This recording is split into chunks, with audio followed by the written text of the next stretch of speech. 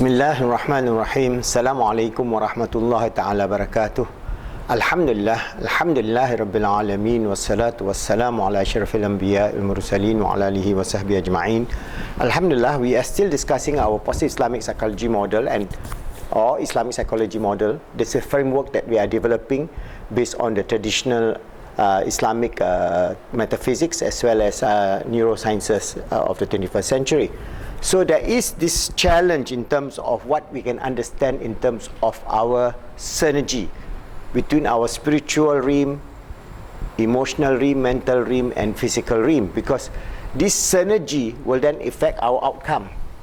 Our outcome of life in terms of our total past learning history is the totality of our nerves, and I have given you our model of the totality of our nerves, which consists of physical body, ruh, qalb and akal. So the three environmental sources that we get as we live on this earth: the physical environment in terms of food, shelter, air, water and that kind of thing, and the social and intrasocial environment in terms of our life, all right, and then the inner speech, which then comes from the realm of the SEMP. So some of them come from the realm of the physical world, some come from the realm of the heart, some come from the realm of the totality of the SEMP, and then we create our perception.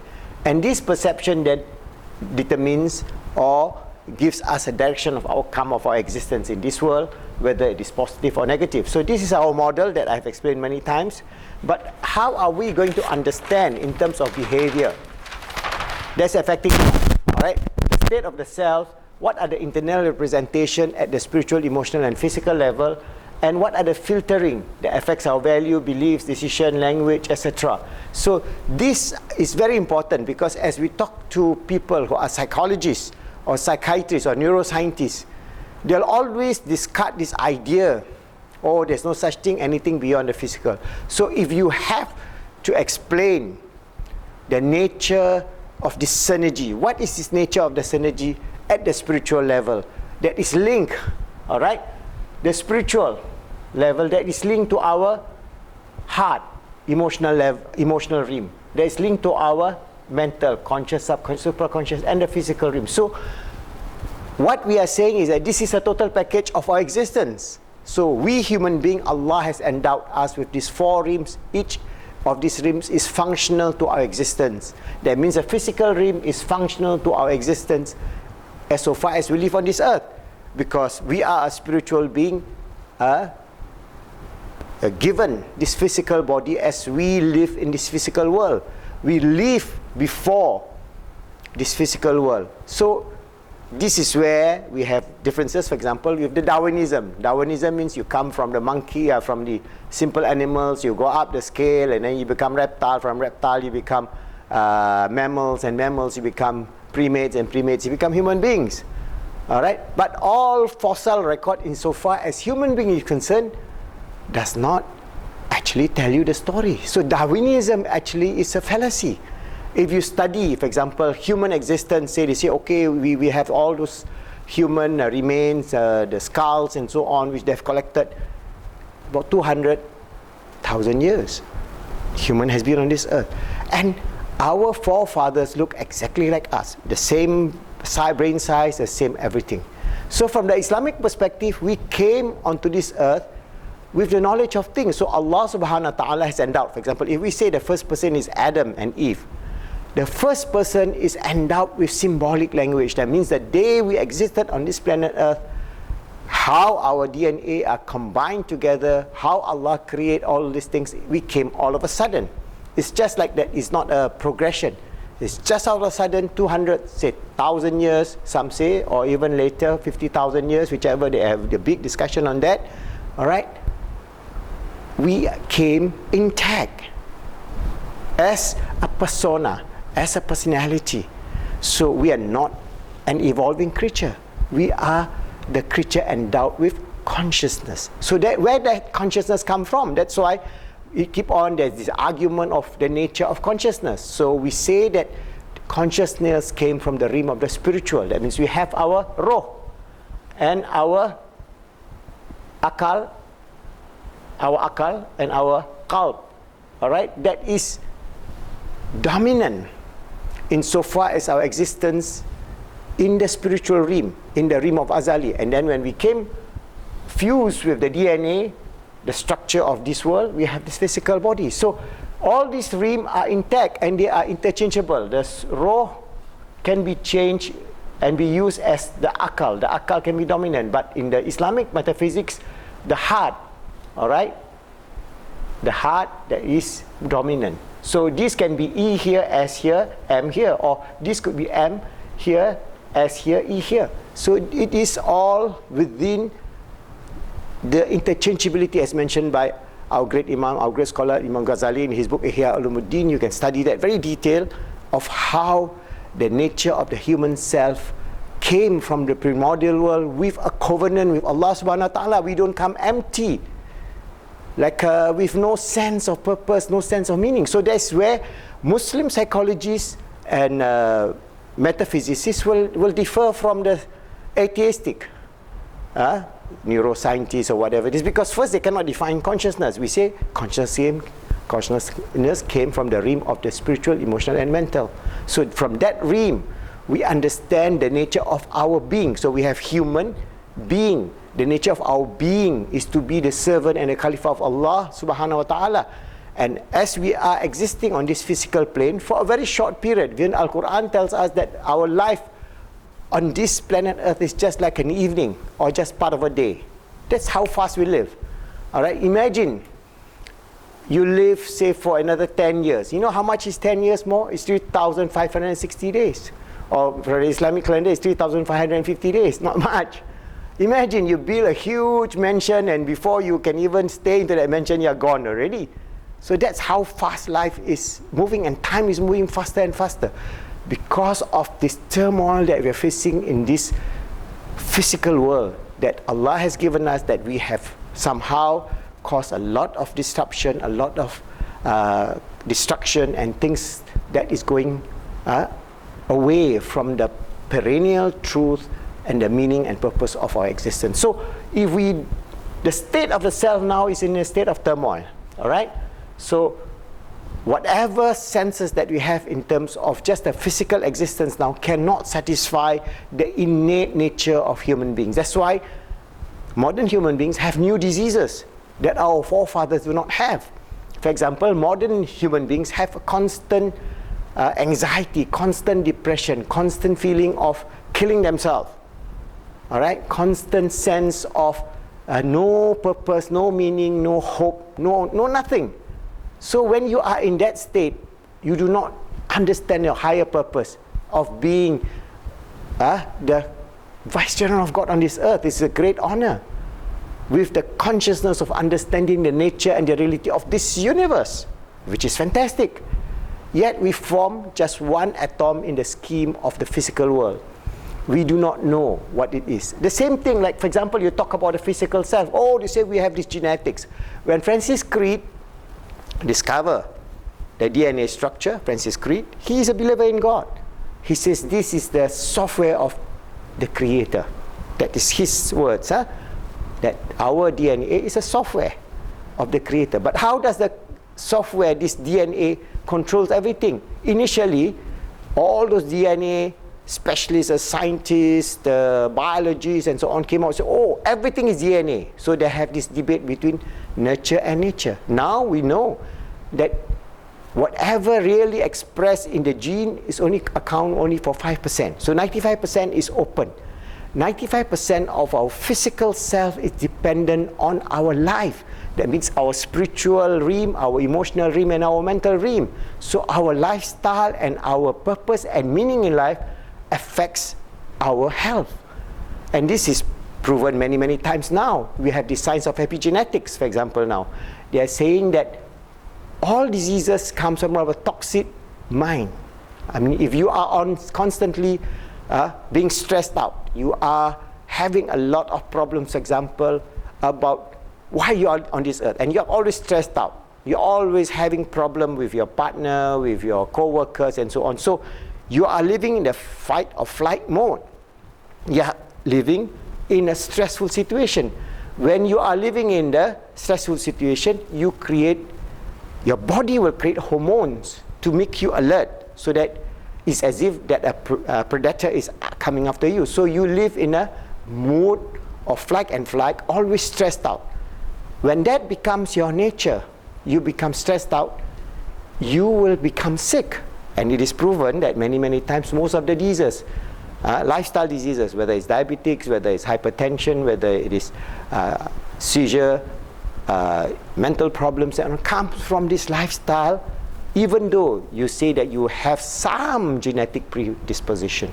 So we can, from the realm of our existence, we know that we influence and create hormones like cortisol to cause us disease, because all the time you are flooded with the cortisol hormones of stress, your cells will then be dying, because it cannot take that pressure all the time. So you will die young, you will age faster, you will be frustrated, you'll be having anguish, you'll always have fear, you'll always have depression, you'll have all the signs and symbols of modern human beings, especially our children, because they are not given the basis of the nature of understanding themselves, who they are.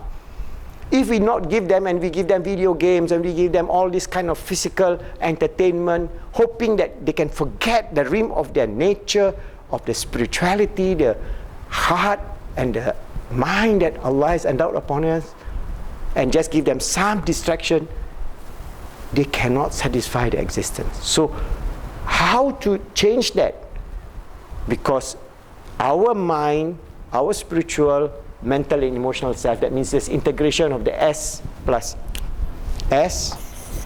our E and our M, these four aspects, our roh, our qalb, our akal. This is roh, qalb and akal.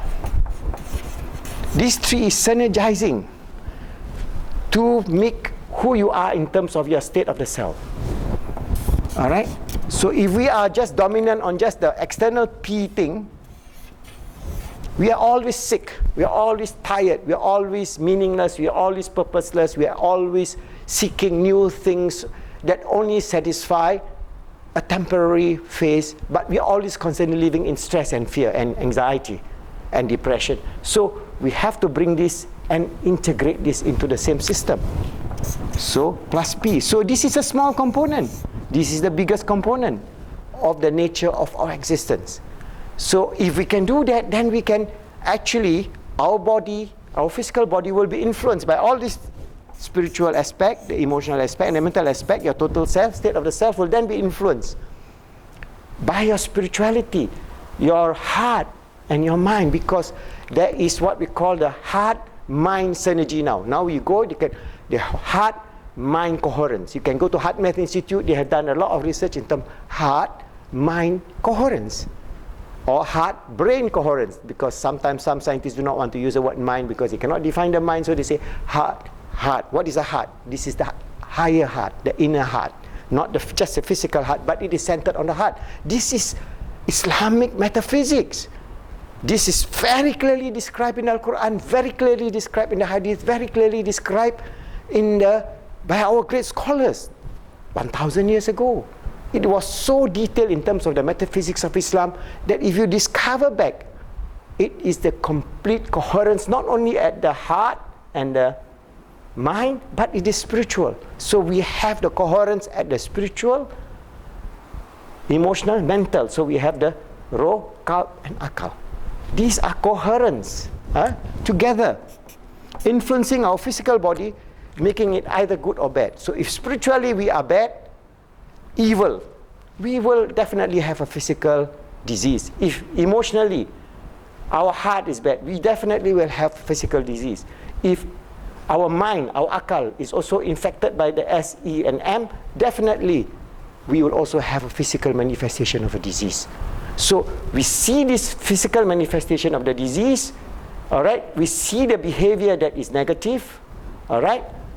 And this influences in terms of our values, belief, decision, language, all that is we filter to every day, would then direct us towards either failure, downward slide, asfala safilin, or upward flight, towards a better human being. So now science is coming very close to the metaphysics of Islam. So I am urging you, if you see my video, you go around and do research, because epigenetics and the science of genetics now has radically changed. They now do not know what is influencing the gene replication in terms of the RNA, how they can actually change from negative to positive, from disease to health, and it can be instantaneous, because in Islam we believe in miracles. All right, Allah subhanahu wa ta'ala has created many miracles. Our own very existence is a miracle. That's why Allah tells us, look into the age of the universe and look into yourself. Can't you see the truth? All right, so this is Allah a challenge to us. So as we get deeper and deeper into our understanding our genetical formation and our epigenetics and its influences at the spiritual level, at the emotional level, at the mental level, that is literally changing the physicality of our existence, whether it is towards wholesome wellness, happiness, joy, fulfillment, or towards sadness, anguish, frustration, stress. And this is the greatest challenge to humanity in the 21st century. Unless we go to this holistic model within the metaphysics of Islam, we will never get the full satisfaction, because only in the remembrance of Allah subhanahu wa ta'ala, where our heart begins to shine the light of truth and influence our nature of being, our nature of existence, that we can see the fullness of life. And what is this fullness of life? Allah wants us to live in peace, in happiness, in joy. And Allah wants us to values, like we have the values of peace, we have the values of peace, we have the value of love, peace, care, fair, share. So we have these values built into our nature at the spiritual, emotional and mental level that filters down to the physical level, which is the lower level, because this dunya from the metaphysics of Islam is also the lowest level.